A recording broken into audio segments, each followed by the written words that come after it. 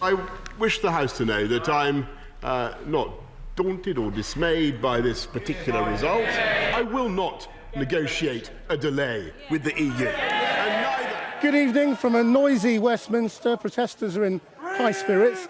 He left Brussels on Thursday claiming a glorious triumph, but unless Boris Johnson is willing to defy an Act of Parliament, he must write to Brussels tonight asking for more time.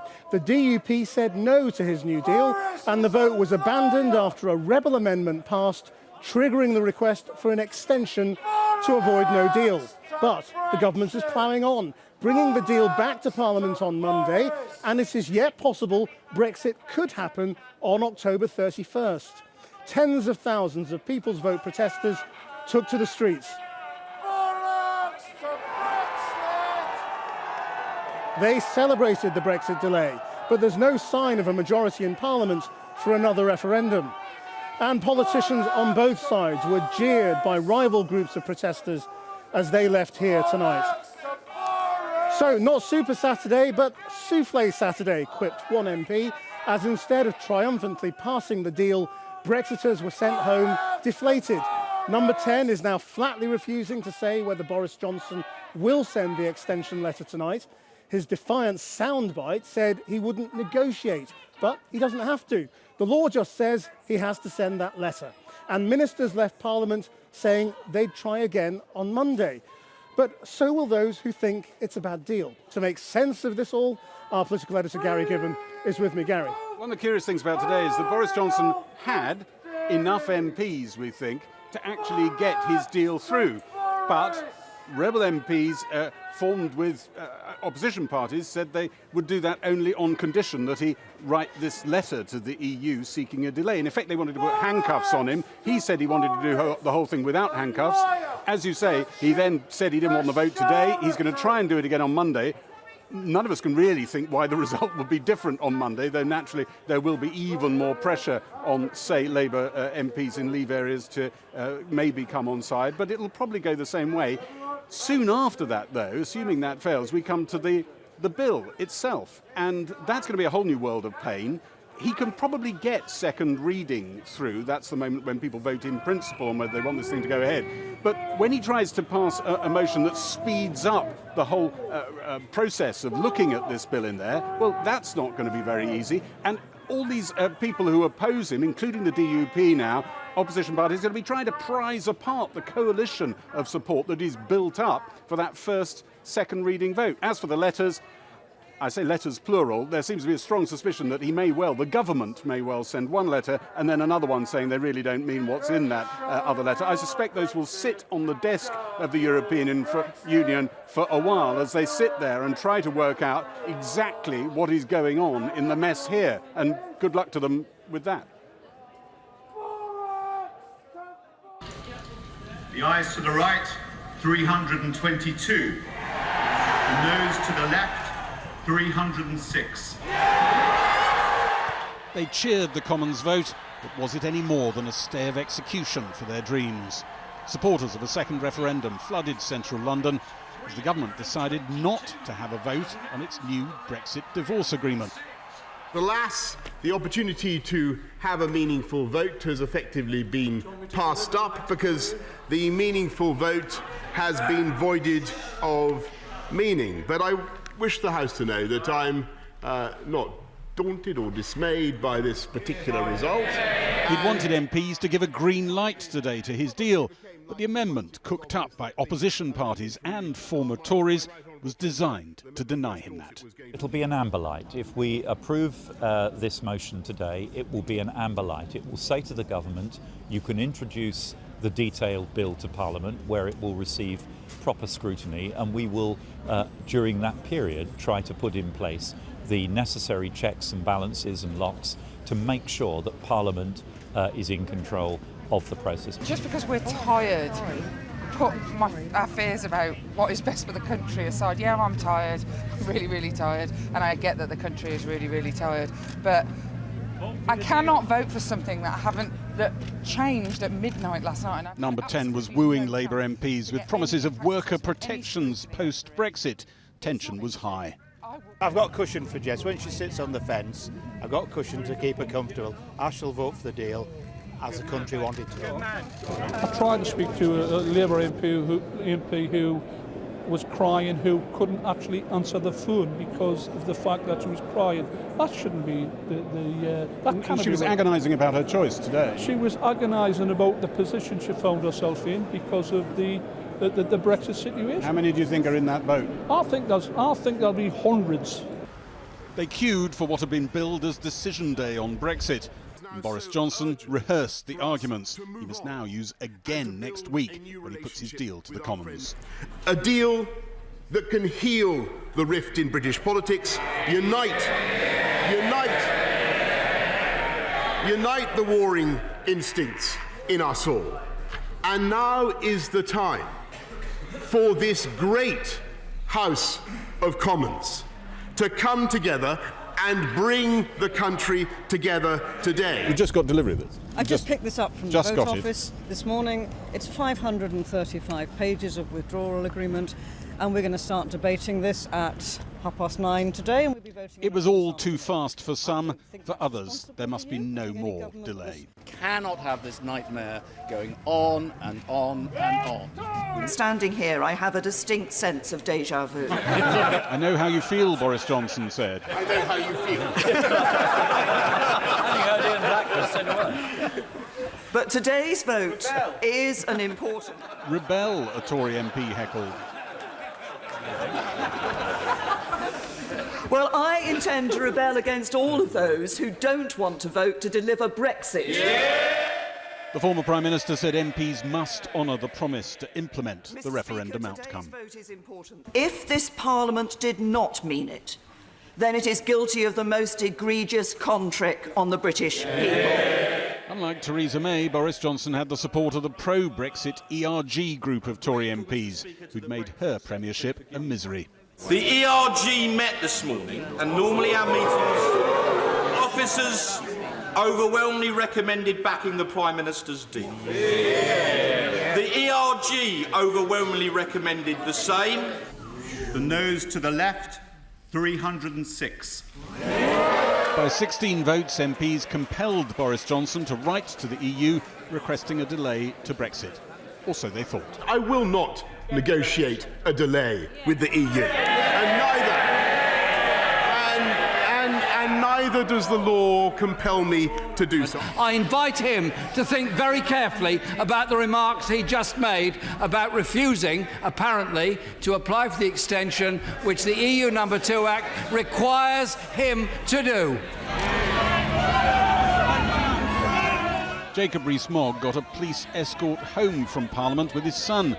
Some pro-Remain demonstrators shouted shame. He just announced the government would try to unpick what Parliament voted for today on Monday. To add to confusion, the Speaker said he wasn't sure yet whether he would allow that. Well, the government is not doing any interviews tonight to explain what happens now. We will hear from Labour, the Lib Dems and the SNP in just a moment. But first, I spoke to the Brexiter and former Tory leader, Iain Duncan Smith. Iain Duncan Smith, you seem especially fed up. Well, you know, we've been through this how many times now, and I tell you what I got the other day when I was out in my constituency, and literally yesterday, talking to them. Everybody said, for God's sake, just please get this done. Just because you're all fed up, that's not a good reason, is it, to pass a deal? No, I think the British people are fed up. I'm just feeling the same emotion as they are. So all I would say is I genuinely do think we are in serious danger of finding ourselves utterly detached from the public, and I think they're going to get angry. But having said that, we're going straight to the second reading of the bill anyway, so now we will have another vote on Tuesday, but it might be on Monday. And you'll have the same numbers, won't you? I mean, Oliver Letman will do the same thing and he'll win again. No, Oliver Letman will now vote, as he said in the House now, with the government. And what's undemocratic about saying, OK, we now know precisely what the deal is. British people, you decide yes or no. Well, let me put it to you like this. Last time we had a referendum, we promised the British people we would enact that, we would get on with it. We then had a confirmatory piece of legislation, overwhelmingly said, yes, we're going to do it. 2017 election, every party said, we're going to do it. Now if we then say, I tell you what, we're going to have another referendum, why would anybody out there, anybody at all, go, oh, do you know what? They tell us now that they're going to do what we say. They didn't do it last time. Why in hell's name would we believe those bastards who sit in the House of Commons because they lie through their teeth? That is what they're telling me. I don't like all that's in the deal, but I voted for it. I would have voted for it today because we have to get this damn thing over the line. And that is the only thing that matters now. Do you not fear violence in Northern Ireland, though? I mean, there are warnings of loyalist unrest already. I have a lot of interest in Northern Ireland, and I don't want that to happen. But I do think what we have to do now is settle down and recognise that, yeah, there may be some tweaks and things that have to happen, and the European Union, the Irish need to sit down together and say, well, maybe we just need to fiddle this as it goes through. Yes, there are issues around consent in Northern Ireland. I fully accept that, and that's something the government's got to talk to the DUP and lots of others in Northern Ireland, and also with Varadkar and with the EU. There may be, I don't know, some adjustments they have to make about the way things are applied. Iain Duncan Smith, thank you very much. Pleasure. And I'm sorry for the bad language coming out of some of these MPs. It's almost as bad as some of the people here. I've also been speaking to Sammy Wilson from the Democratic Unionist Party, who broke with the government over the way Northern Ireland will be treated differently to the rest of the UK. I asked him whether he thought Boris Johnson was lying when he told MPs there would be no customs border in the Irish Sea. Checks, declarations, collection of tariffs, if that's not a border, an international frontier within our own country, I don't know what is. And don't forget, it wasn't so long ago that the EU and the British government were arguing if you stuck an extra camera on the border between Northern Ireland and the Irish Republic, that constituted a hard border. And yet we're expected to believe that's nonsense, that all of those kind of customs checks plus the regulatory differences which would develop between Northern Ireland and Great Britain don't represent a border. So when he told the DUP that he would never sign up to that, was he lying or... Well, I mean, what's happened? Well, I mean, I suspect that in the process of negotiations, his priorities changed. He wanted to get out by the 31st of October. The only way, and don't forget, part of his problem has been the fact that there are people in this place here who have been determined to undermine any attempts to get out. So he went in with his hands tied. He had made a commitment to get to the 31st of October, and I think that he made a decision, well, half a cake's better than none, and if the half of the cake, which happens to be left in the EU, is Northern Ireland, I have to live with that. You seem a bit exhausted and resigned. I mean, are you surprised that he betrayed you? Well, I'm surprised that the promises he made were not delivered, especially given the fact that we actually gave him additional flexibility. I mean, we made concessions which were difficult for people in Northern Ireland about accepting some form of regulatory alignment for a period of up to 6 years in order to try and ease the passage of the transition from being in the EU to being out of the EU, to give time to develop alternative arrangements which could deal with the border issue between Northern Ireland and the Irish Republic. So, I mean, and that was difficult for us to swallow. But we did that, and we expected in return that he would honour the commitments which he had made to us, that at least he would ensure there was a mechanism at the end of 6 years for us to get out of that, and he didn't honour that. Sammy Wilson from the DUP. With me now, Labour's Shadow Business Minister Laura Pidcock, the Liberal Democrat Sarah Wollaston, and Kirsty Blackman, who's the SNP's Deputy Westminster leader. Laura Pidcock, 6 Labour rebels and many more threatening to vote for the deal. This could go through on Labour votes. Why can't Labour control its MPs? I really don't think that's a reality. Many of the MPs that I spoke to, where there was speculation that they might vote for a deal, actually understand how difficult this deal would be for working people. This is about a rapid deregulation on workers' rights. And I know that most Labour MPs get into Parliament to advance workers' rights. Yeah, but do you understand at the moment Labour MPs are going to get this deal? He's only a few votes away now, 6 or 7 votes away, and they could be Labour MPs. I don't think he would have been successful today. I think this is being talked up. I think Labour MPs know the seriousness of this, and that we are not going to sign away workers' rights, environmental protections to a Thatcherite cabinet, essentially. So why have you got Labour MPs saying they're going to vote with Boris Johnson? I think why is Caroline Flint making speeches like she did today? There might be a small minority. Everybody knows that this government is about trying to force us into a position where we feel like there's all this tension, you know, Super Saturday, sitting on a Saturday, this deadline of the 31st of October. What happened today was not about delaying Brexit or stopping Brexit. It was about making sure that we did not sign away workers' rights to Thatcherites. Okay, well, let's get to what happens next. I mean, because they're going to bring this back. If the deal goes through next week, are you then going to go for an election? Well, our priority has been, as you know, to lock down no deal, to make sure that we vote against a bad Tory deal.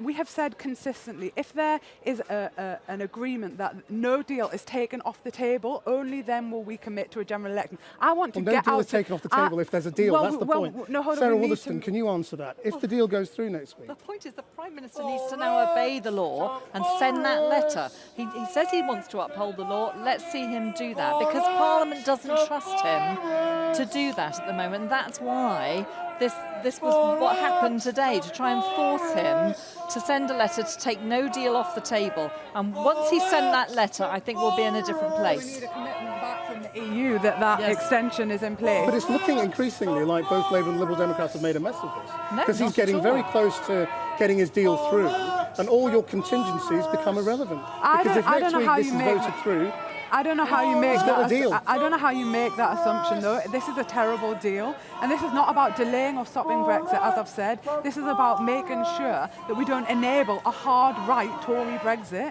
That we are in a position where we're not signing away workers' rights and environmental protections. Nobody voted for that. You want an election, don't you, as soon as possible? Are they getting this wrong tactically? We absolutely want an election. We don't want Boris Johnson to be in number 10 Downing Street. We want to do everything that we can to ensure that there are no Scottish Tory MPs re-elected. I mean, we have a situation today where all of the Scottish Tory MPs are supporting Boris Johnson's deal, are trying to ensure that we have that Brexit that Scotland didn't vote for. Scotland overwhelmingly voted to remain. And we put forward a compromise position, and the UK government said, nah, we're not going to even look at your compromise position, but they've negotiated exactly what we asked for Northern Ireland. So the reality is, we're the people whose democratic voice is not being heard in this regard. Are any of you talking to the DUP tonight? Because they have broken with Boris Johnson tonight. There is a possibility that they could join an attempt to pass a no-confidence vote. Are you? I know you were kind of lumping the Labour Party in with the Liberal Democrats. The SNP has just said, we are saying we are trying to avoid at all costs a no-deal Brexit, and then we will ask for a general election. Are you talking to the DUP? Well, you know what Jeremy Corbyn does is always in the national interest, and he will be doing everything that he can to make sure that a bad Tory deal does not go through. We've had hundreds of thousands of people on the streets today asking for the right to have the final say on this defined deal. We've got the defined deal now. It's better to deal with this in isolation rather than mix it up with all the other issues that will be there for a general election. Okay, well on that, so you want an amendment next week that calls for another referendum, a people's vote? Yes, of course, it's our first choice. Would you back that? Have that we'll look at all the amendments that come forward and make decisions on the basis of each of those amendments as they come forward. But absolutely, we have supported a people's vote because we want to see a way out of this for Scotland. And would Labour back that? Well, what we have said is, rather than just ignoring that people voted by a majority to leave the European Union, we would try and negotiate a deal in government and then give people the that. I'm talking about the amendment that could be on Tuesday. Are you going to vote for it? Give people the final say. I'm not going to get into all of the different tactics, hypothetical tactics of next week, because why would I do that live on air? Why would I do that? Because you work for us and you've got to tell us where you stand on things. I don't work for the media organisations. You work for the people, and you need to tell people what your position is. I work for the people. So I'm asking, our position is what is your position on a referendum next week? Our position is this.